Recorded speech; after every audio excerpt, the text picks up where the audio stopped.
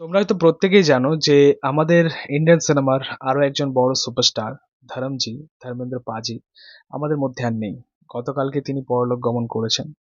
সত্যি বলতে এই খবরটা পাওয়ার পরে খুবই খারাপ লেগেছে। আসলে এক সপ্তাহ আগে যখন তার মারা যাওয়ার একটা নিউজ আমরা পেয়েছিলাম, খুব খারাপ লেগেছিল, এবং যখন জানতে পারলাম যে এটা একটা ফেক নিউজ, খুব ভালো লেগেছিল যে মানুষটা বেঁচে থাক, মানুষটা থাক।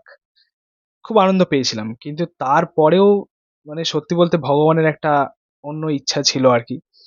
তারপরে যে নিউজটা পেলাম, যেটা একদম মানে সেটা নিয়েও মানে একটা ছিল, একটা মানে ডাউট ছিল যে আসল নাকি ফেক নিউজ। তারপরে অনেক কিছু সার্চ করার পরে আলটিমেটলি জানা গেল যে হ্যাঁ, এটা রিয়েল নিউজ ছিল আর কি।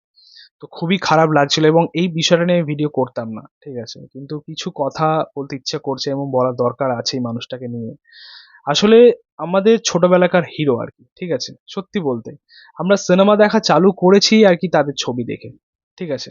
এবং আমাদের বাবা, মামা, কাকা, এরা সবাই আমাদের তাদের সিনেমা রেকমেন্ড করতো, যেরকম শোলে, হ্যাঁ, লোহা, আহ, তিন মূর্তি, মানে এই ছবিগুলোই বেশি রেকমেন্ড করতো। এবং সত্যি বলতে সেট ম্যাক্স, জি বাংলা, স্টার গোল্ড, সেই সময় তো শুধু অমিতাভ বচ্চন, ধরমপাজি, রাজেশ খান্না এদেরই ছবি দিত।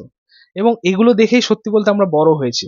এবং এমনটা নয় যে একটা পুরোনো ছবি চালিয়ে দিল বলে খুব খারাপ লাগছে, এমনটা নয়, তাদের ছবি আমরা চোখ বড় বড় করে দেখতাম, ঠিক আছে।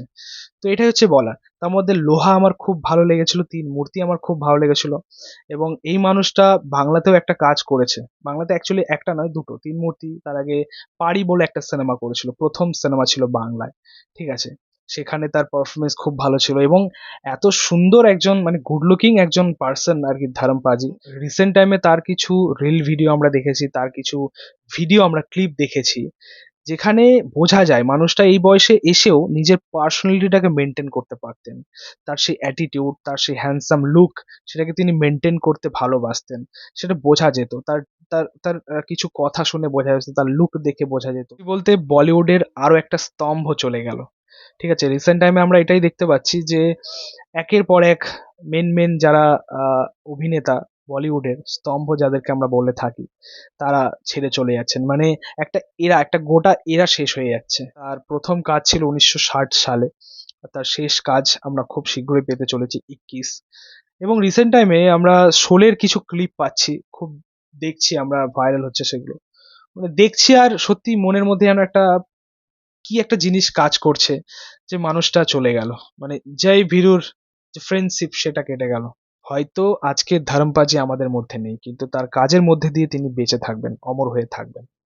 মানুষটা এমনই একজন মানুষ, ধর্মপাজি, তার ডায়লগ মিমিক্রি করেনি এমন পার্সন কিন্তু খুব কম রয়েছে। সবাই চেষ্টা করেছে, এবং তার পারফরমেন্স, তার অভিনয়, তার অ্যাকশন, তার কমেডি, সেগুলো সত্যিই মানে এভারগ্রিন হয়ে থাকবে, অমর হয়ে থাকবে। এবং আমরা এটা প্রত্যেকেই দেখেছি, আমাদের সানি পাজি, ববি দেওয়াল, তার বাবার প্রতি কত ভালোবাসা, কত শ্রদ্ধা, মানে প্রত্যেক ভিডিও ক্লিপে আমরা দেখেছি, রিলে দেখেছি। সত্যি এমনটা খুব কম হয়। আর কিছু বলার নেই, খুবই খারাপ লাগছে। তার আত্মার শান্তি কামনা করছি।